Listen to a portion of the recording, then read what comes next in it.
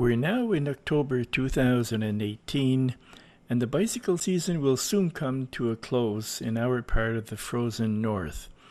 So now the time has come for me to let you know my impressions of the bicycle camper that I built and tested this summer.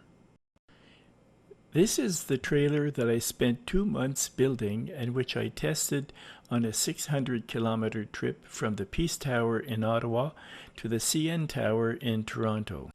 Just to remind you of what I'm referring to, here you see it deployed in camping mode. It has a slide out on one side, a large vestibule on the other side to make it wider, and a slide out at the foot to extend its length. Once collapsed for towing, it is narrow, shorter, and much lower. I ran a few tests near home, then I took the camper on a long road trip with my electric bike to put it in a variety of different situations. In what follows, I will answer the concerns I had expressed when I published my original video in August about the trailer, and which only real-life experimentation could answer. The first question was, how would this fairly large trailer, which weighs 120 pounds fully loaded, affect the stability of the bike when being towed in various conditions? Since its construction, I've traveled almost 700 kilometers with the trailer on all kinds of roadways, including bicycle trails, 4-lane roads, highways with a paved shoulder, highways without a paved shoulder, highways without any shoulder at all, dirt roads, dirt trails, and bumpy sidewalks. My first concern was related to its size and weight, which was how safe would it be to tow. I found that the trailer feels stable even at 32 kilometers an hour, the maximum legal speed for an electric bike. Since it isn't any wider than the bicycle's handlebars, it doesn't take up more width on the road than the bicycle itself. It tows so well that when I'm riding on smooth pavement, I tend to forget that I'm towing anything. When braking with a bicycle's hydraulic brakes, I can come to a stop quite quickly. As for the risk of jackknifing, unless you brake hard in a sharp curve, there's little danger of that happening because the tongue is attached to the bike at the lowest point possible on the axle of the rear wheel. When braking hard, the trailer doesn't wobble and I don't feel it wanting to swing over to one side. Where I can really feel the presence of the trailer, though, is when I ride on very bumpy roads or on sidewalks. In these instances, I can feel a tugging force on the bicycle, and this tells me to ride more slowly. There are two design features that help in the stability of the trailer. First, the wheel span of this trailer is 30 inches in width, and the body of the trailer is 24 inches wide as shown in this drawing.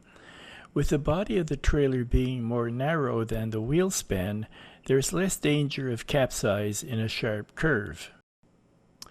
The second factor is the small diameter of the wheels, 16 inches, as shown in this drawing.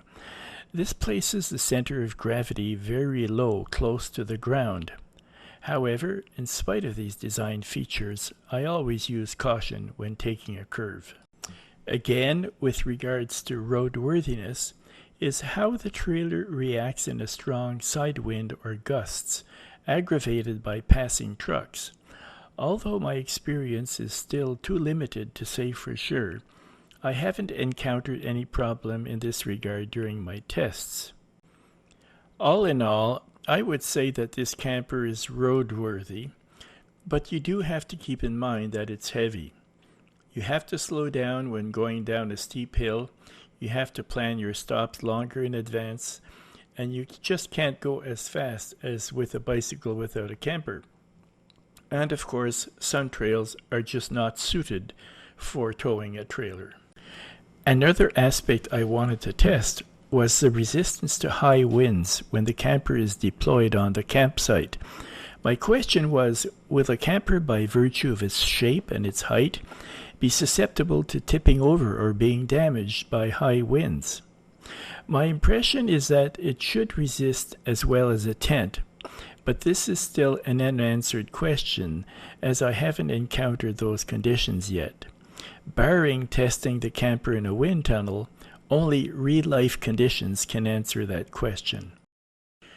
Another concern was, how would I feel sleeping in that confined space? For sleeping, I found that my design worked as planned.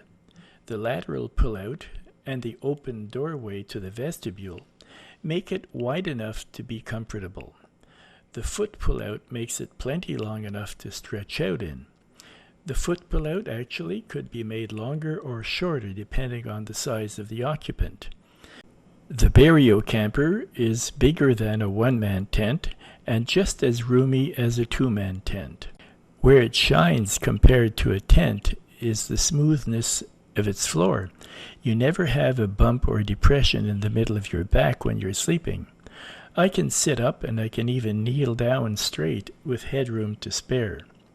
With its large window and open door to the vestibule, it is well ventilated and there is no condensation on the walls. There are plenty of options for hanging things like a light or clothes, as you can install any number of hooks. The solid floor can support a chair, for example, which is very useful for working on my laptop, as you can see here. I use the lower shelf as a table. The walls of the camper are strong enough for resting against. I just have to sit on a cushion and place a pillow in my back, and then I can relax just as I do at home. Well, sometimes anyways, for reading or listening to music. My tent can't offer me that kind of comfort. Setting up and taking down the camper is much faster than with a tent, for me anyways. It's not necessary to clear the ground of sharp stones and branches to protect the bottom like with the tent. If the camper is set up on muddy ground, there is only the small door to clean instead of the entire floor of the tent.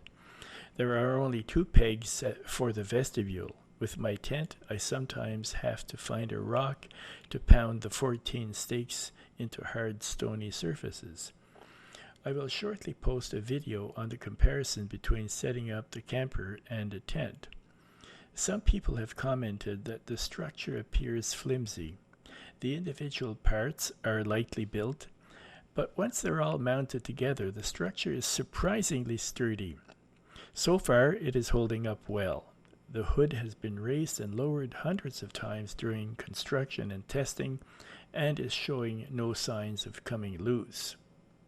The hinges of the articulated rear walls and hood are metal, but the others are simply made of coroplast, and they are holding out without any sign of cracking or splitting. What I don't know is how well they would hold out in sub-zero weather, since they're made of plastic. That still needs to be tested, although I don't really relish the idea. The wheels, axle, and trailer tow bar come from a Burley flathead cargo trailer. Burley rates its cargo trailer capacity at 100 pounds, but my trailer weighs in at 120 pounds fully loaded. The axle is made of tempered steel, which is very strong. The 16-inch wheels show no sign of weakness or twisting or bending. I've hit some pretty vicious bumps and potholes with no damage to the wheels, axle, or wooden frame. The trailer rides over these obstructions as though there's nothing to them. My other concern was whether or not the Bosch Cube Performance Line motor would hold out. The Bosch BMS is very sophisticated and prevents the motor and battery from overheating. It makes better use of the battery's power than most electric bikes on the market. The downside is that it demands more from the cyclist, and in headwinds of 40 kilometers an hour, which are very common when traveling against the prevailing wind, I could only go 15 to 18 kilometers an hour on level ground. I'm thinking of upgrading my motor to the Performance Line CX, or maybe buying a new, more powerful e-bike. Before leaving on my trip, I had the chance to sleep in the trailer in a heavy rain. During the trip, I encountered rain 3 additional times, and I can say with glee that it doesn't leak. With a tent, water can infiltrate through the floor when the bottom perforates, but the floor of a Bériault camper is 2.5 inches above ground, so that's not a worry. I was also a little apprehensive about the waterproofness of the thin 70 denier polyurethane coated nylon the vestibule is made of. No worry, it didn't leak during the trip. One aspect of the camper that was fun was the result of its flat top. En route, it makes a handy table for having lunch in a civilized way. Finally, I expressed the concern that children would find the blue and yellow so attractive that they might come and play in the camper when I had to leave it unattended. I didn't have the chance to leave it very often, so that didn't happen.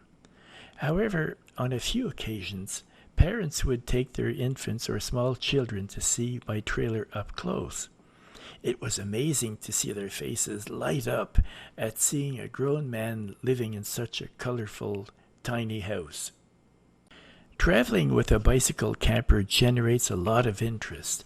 Every day people would approach me with questions about the trailer or about electric bikes. It is an excellent way to promote less environmentally damaging ways of traveling. There are still a few aspects that need to be tested. One is the camper's resistance to strong gusts on the highway and to windstorms in camping mode. Another aspect is how the trailer will affect the ride in mountains. Going up, how much will it drain the batteries, and going down, how much wear will it cause to the brakes. I hope that this report will have answered any questions you might have had about the Bériault Bicycle Camper. Don't hesitate to put your questions or impressions in the comments below. My next video will be a comparison of setting up my tent and setting up my camper. If you'd like more information about e-bikes or about my books, check out www.robertberiault.com, and if you haven't already done so, click the subscribe button. Thank you for watching.